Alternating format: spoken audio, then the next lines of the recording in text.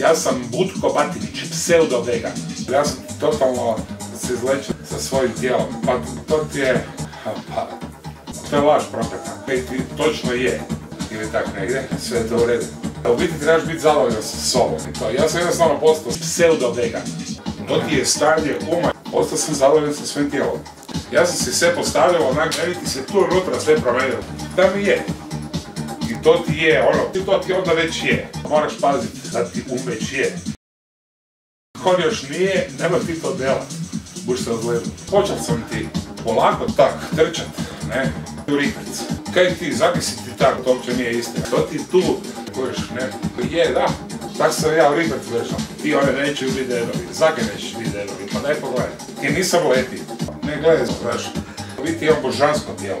I Bakus isto je lako. Kojiške, ne. Tijelo Boga Amora je. Ako ideš na duge trke, onda ti je bolje ono kaj bi recimo unaprijed, a moraš i u rikvec. To je isto stvar u glavi.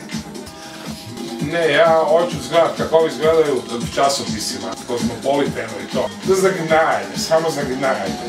To ti nije, to ti još nije. Ti si samo zagnajanje. Ti si moraš sam daš ono razmisliti, da promeniš neke u životu, ko ja. Da krećeš u rikvec, to ti onda je. Ima još kaj za dodat?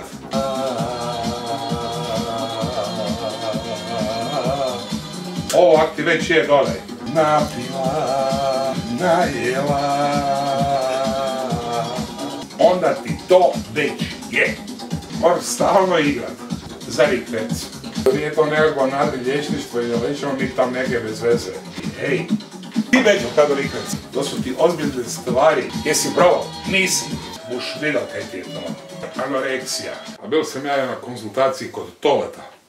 Ali to tam još nije.